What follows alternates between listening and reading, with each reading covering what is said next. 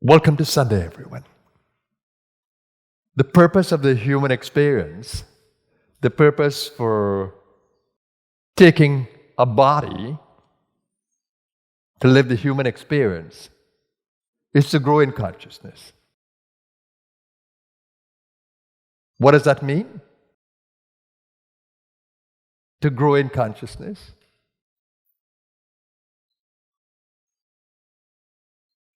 To rise from the animal consciousness of this body to the heights of divine consciousness that you are capable of.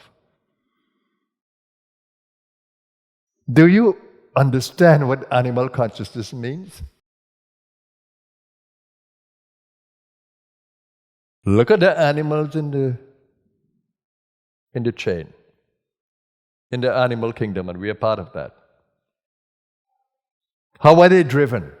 How is a lion driven? How is a monkey driven? How is an ant driven? How is a fish driven?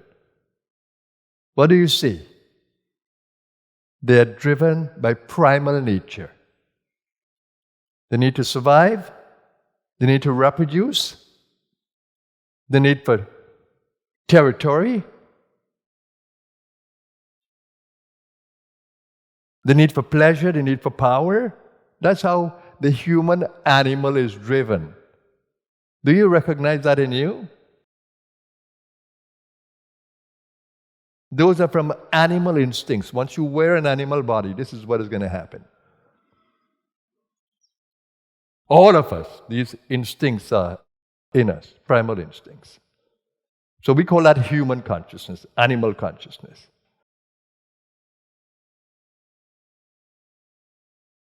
But the beauty of the human animal, can you guess what it is? This brain. We have a neocortex, that upper brain. Not just a reptilian brain and a limbic brain. The brain has three parts. Reptilian, limbic. Limbic is the emotional. Reptilian, I don't need to tell you how a reptile behaves. Survival. And we have a neocortex which allows intelligence. The soul can begin to know itself because of this. The soul can begin to know what it truly is because of this upper brain. But do you use the upper brain or do you use the reptilian brain and the limbic brain, the emotional brain and the reptilian brain? Do you really observe how your primal instincts drive the human experience? So what does growing in consciousness mean? It means rising above the animal instinct, seeing it in you, and rising above it. And giving rise to the spiritual impulse within us. What is the spiritual impulse? To love, to be happy, to become free, to bond socially.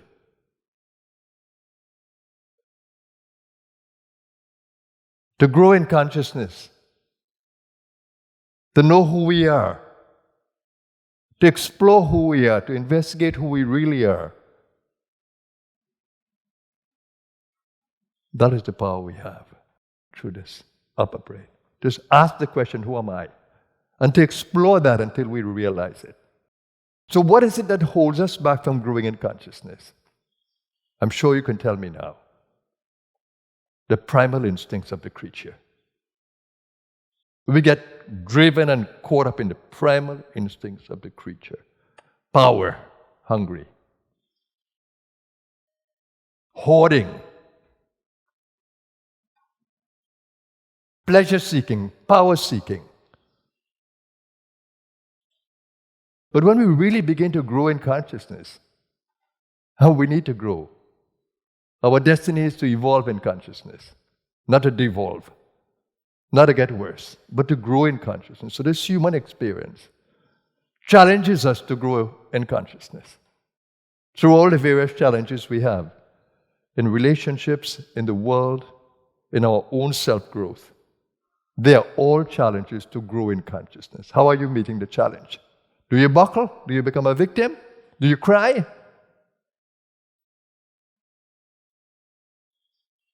Or do you seek the wisdom to really understand who we are and to manifest the best out of us? That has been my dream as a young man. To know all that I am in the human experience, to be happy in every moment, and to really understand where did I come from and where am I going. That desire was so intense that I couldn't get it out of my mind at 20 years old. I just couldn't get it out of my mind. I felt life had nothing if I didn't understand all that I am. I was so driven. So much so that as a young person, I traveled to this subcontinent of India just looking for the masters. And that made all the difference. Because in that seeking I found. In that seeking, my consciousness shifted. In that seeking, I became aware of a path to freedom, to happiness. And I stayed on it intensely.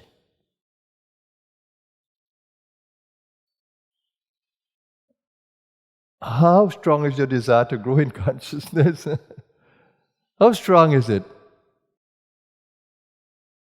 Do you really want to grow in consciousness? Or do you have one foot in the world and one foot on the other side?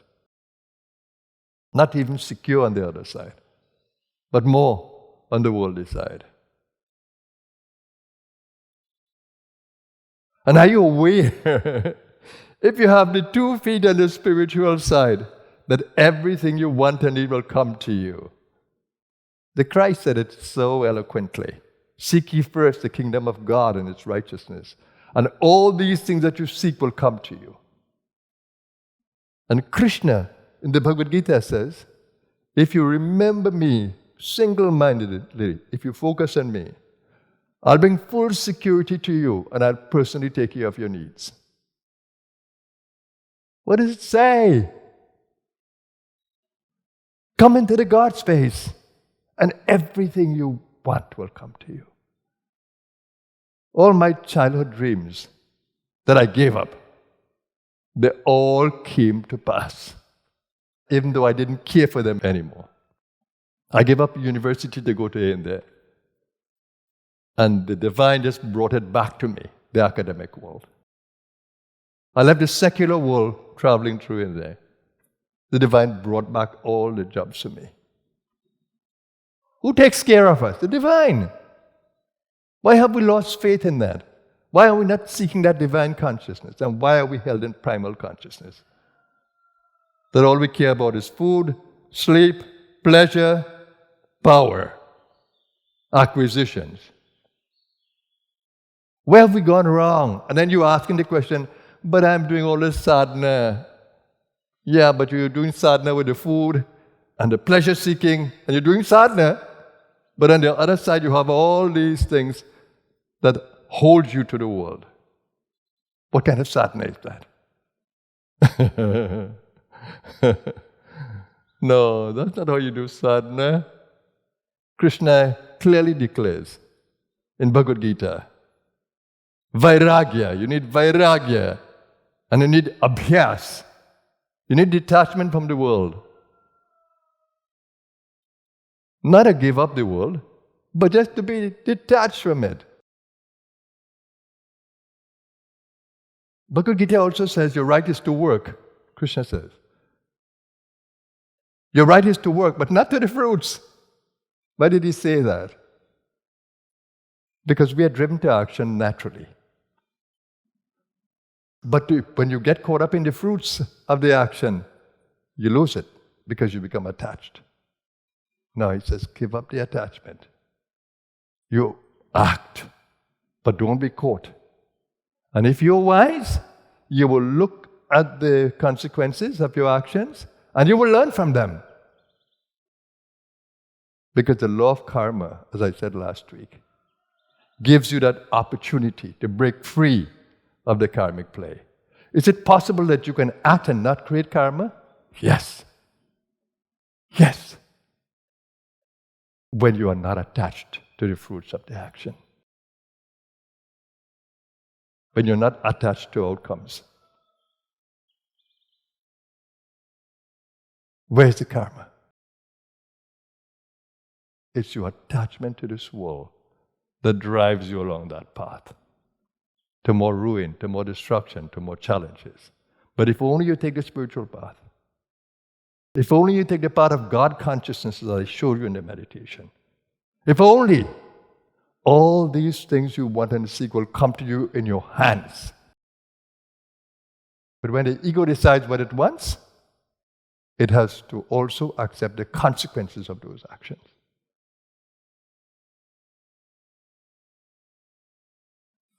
But when you can act with wisdom and you can be free of the outcomes,